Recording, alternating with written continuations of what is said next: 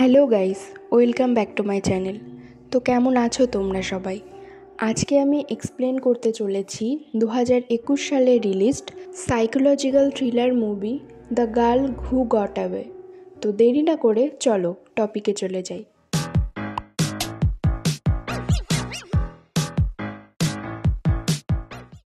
মুভির শুরুতে 1998 সালের একটা রাতের ঘটনা দেখানো হয়। একটা লোক তার ছেলেকে নিয়ে একটা নিস্তব্ধ রাস্তা দিয়ে কোথাও যাচ্ছিল। কিছু দূর যাওয়ার পর ওরা একটা মহিলাকে দেখতে পায় যে হাতে ছুরি নিয়ে রাস্তার এদিক থেকে ওদিক করছিল। ওর কাপড়ে রক্ত লেগেছিল আর ওকে দেখতে খুবই অদ্ভুত লাগছিল। কিন্তু ওই লোকটা গাড়ি দাঁড় না করিয়ে গাড়ি জোরে চালিয়ে ওখান থেকে বেরিয়ে যায়।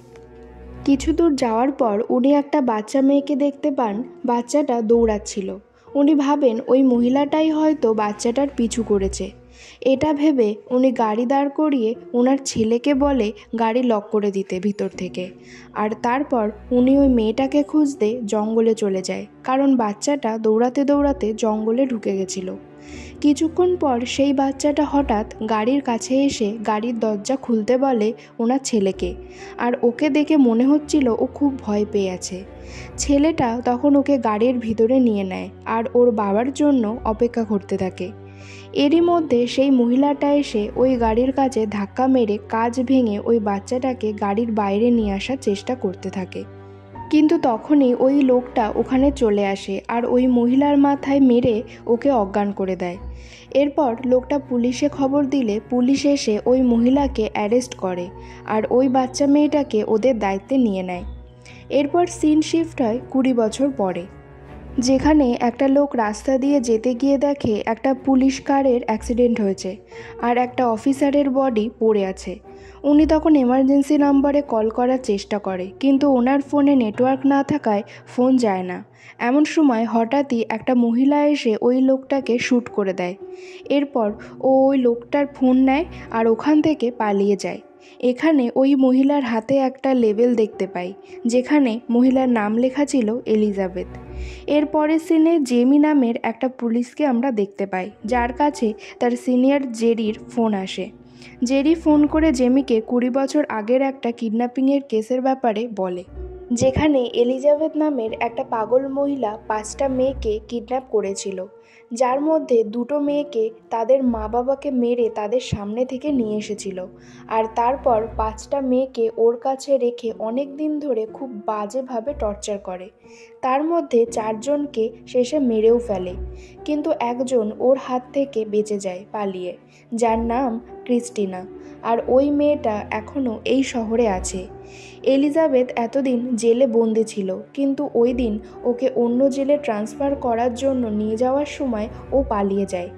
জেরির মনে হচ্ছে এলিজাবেথ ক্রিস্টিনাকে খুঁজে ওর বাকি কাজটাও শেষ করে ফেলবে, যেটা ও 20 বছর আগে করতে পারেনি।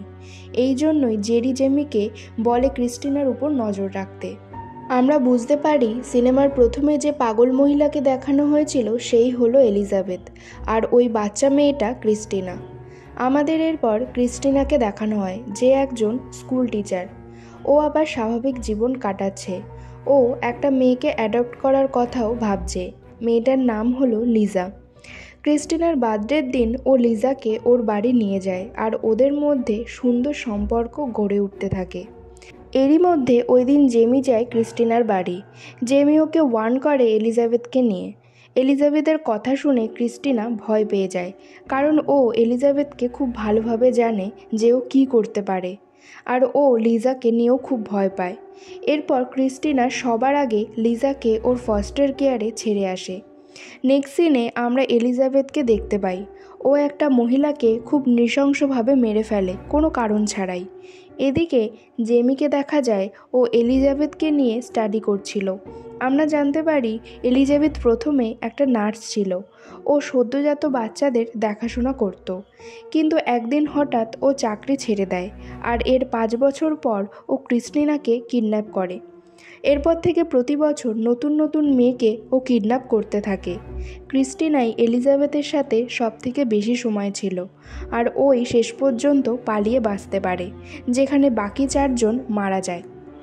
এরপর নেক্সট সিন চলে যায় ওই ঘটনার পরদিন সকালে, ক্রিস্টিনার হাতে পায়ে ফার্স্ট বাইটের চিহ্ন ছিল। জেমি ওকে কিছুদিন অন্য কোথাও লুকিয়ে থাকতে বলে, কিন্তু ও আর পালাতে চায় না। ও আবার নর্মাল লাইফে ফিরে যায়। কিন্তু আমরা দেখি ক্রিস্টিনা স্বাভাবিক হতে চাইলেও মাঝে মাঝে ও হ্যালুসিনেট করতে থাকে।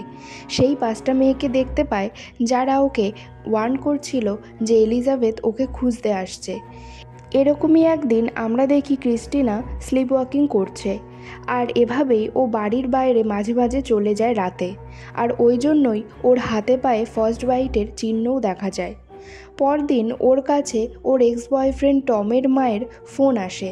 উনি জানান লাস্ট 2-3 দিন ধরে টমের খোঁজ উনি পাচ্ছেন না, তাই ক্রিস্টিনা টমের খবর জানে কি না তার জন্য উনি কল করেন। ক্রিস্টিনা দেরি না করে যেখানে টম থাকে সেখানে চলে যায়। ওর কাছে টমের বাড়ির চাবি তখনও ছিল। ও ভিতরে ঢুকে টমের আর ওর প্রেজেন্ট গার্লফ্রেন্ডের রক্তাক্ত দেহ দেখতে পায়। কেউ যেন খুব নৃশংসভাবে ওদের খুন করেছে। ক্রিস্টিনা এটা দেখে ভীষণ ভয় পেয়ে যায়, আর ও সাথে সাথে জেমিকে কল করে জানায়। ক্রিস্টিনা বলে এটা এলিজাবেথেরই কাজ, কারণ এলিজাবেথ ওর কাছের মানুষদের খুঁজে মেরে ফেলছে। কিন্তু জেমি বুঝতে পারছিল না এলিজাবেথ কিভাবে জেল থেকে বেরিয়েই কে কে ক্রিস্টিনার কাছের লোক সেটা জানতে পারছে। এই সব খোঁজ নেওয়ার জন্য জেমি এলিজাবেথের হসপিটালে যায় যেখানে ও কাজ করত। ওখানে এলিজাবেথের একটা কলিগ জেমিকে জানায় এলিজাবেথ ওর কাজে সৎ ছিল, কিন্তু এই হসপিটাল রিলেটেড একজন পুলিশের সাথে ওর অ্যাফেয়ার চলছিল, তাই ওকে হসপিটাল থেকে বের করে দিয়েছিল। সেই লোকটার নাম জানা যায় না, কিন্তু সেও নাকি জেমির মতোই পুলিশ অফিসার ছিল। অন্যদিকে ক্রিস্টিনা লিজাকে নিয়ে টেনশনে ছিল, কারণ লিজা হলো ক্রিস্টিনার কাছের মানুষ, আর তাই এলিজাবেথেরও টার্গেট হবে লিজা। ক্রিস্টিনা ওকে সব জায়গায় খুঁজতে থাকে। ফাইনালি ওকে একটা চার্চে খুঁজে পায়। লিজা ক্রিস্টিনার উপর রেগেছিল, কারণ লিজা ভাবছিল ক্রিস্টিনা ওকে ইগনোর করছে, তাই ও ক্রিস্টিনার সাথে যেতে চায় না, আর ওখান থেকে চলে যায় ওর বয়ফ্রেন্ডের সাথে। ক্রিস্টিনা ওকে খুঁজতে খুঁজতে লিজার ফস্টার কেয়ারে চলে আসে। সেখানে ক্রিস্টিনা দেখে লিজার ফস্টার প্যারেন্ট হলো টেরি, যে ওরও ফস্টার প্যারেন্ট ছিল। আমরা জানতে পারি ক্রিস্টিনা যখন এখানে ছিল টেরি ওকে মদ খেয়ে এসে মারত, ওকে আটকে রাখত। ক্রিস্টিনা ভাবে টেরি লিজার সাথেও এরকম করে নিশ্চয়ই।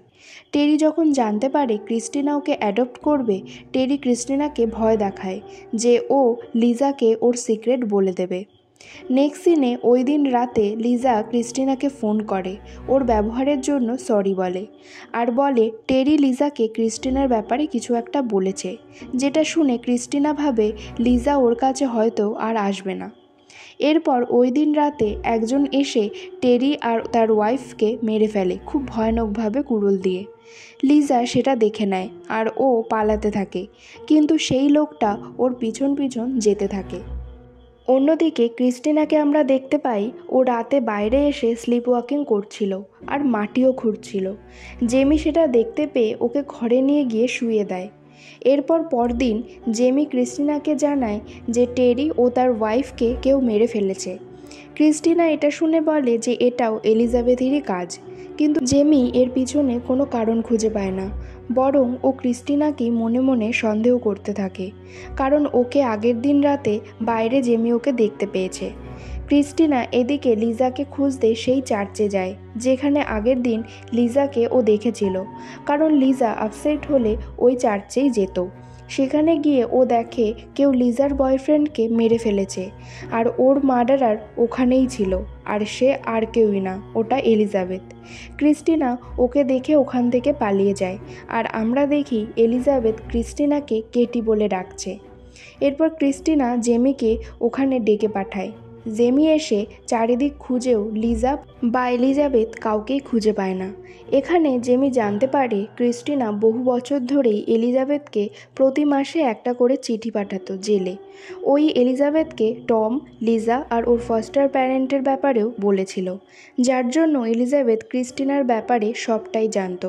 কিন্তু কেন ও এটা করতো তার কোনো ঠিকঠাক উত্তর ক্রিস্টিনা জেমিকে দেয় না। এর কিছুক্ষণ পর পুলিশ লিজার বডি খুঁজে পায়। আগের দিন রাতেই ও মারা গেছে। ক্রিস্টিনা এটা দেখে খুবই ভেঙে পড়ে। ও বাড়ি গিয়ে সব কিছু ভাঙচুর করে।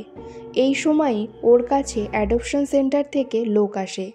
এখানে আমরা জানতে পারি ক্রিস্টিনা অ্যাডপশনের জন্য সুইটেবল নয়, কারণ ও ছোটোবেলায় একজনের উপর নানাভাবে অত্যাচার করেছে। এর মানে ওর চাইল্ডহুড ট্রমা বা কোনো একটা কারণের জন্য ওর ভিতরেও ভায়োলেন্স আছে। এটা শুনে ও খুব রেগে যায়।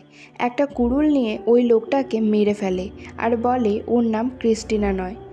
অন্যদিকে জেমি ওর এক বন্ধুকে দিয়ে একটা ভিডিও টেপ রিকভারি করতে দিয়েছিল, যেটা এলিজাবেথের পুরনো কেসের ভিডিও ছিল।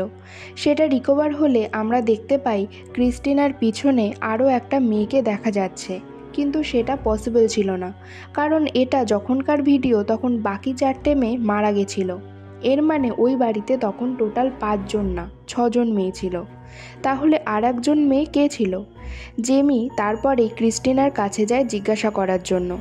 জেমি গিয়ে দেখে ক্রিস্টিনা সামনে একটা বডি নিয়ে বসে আছে।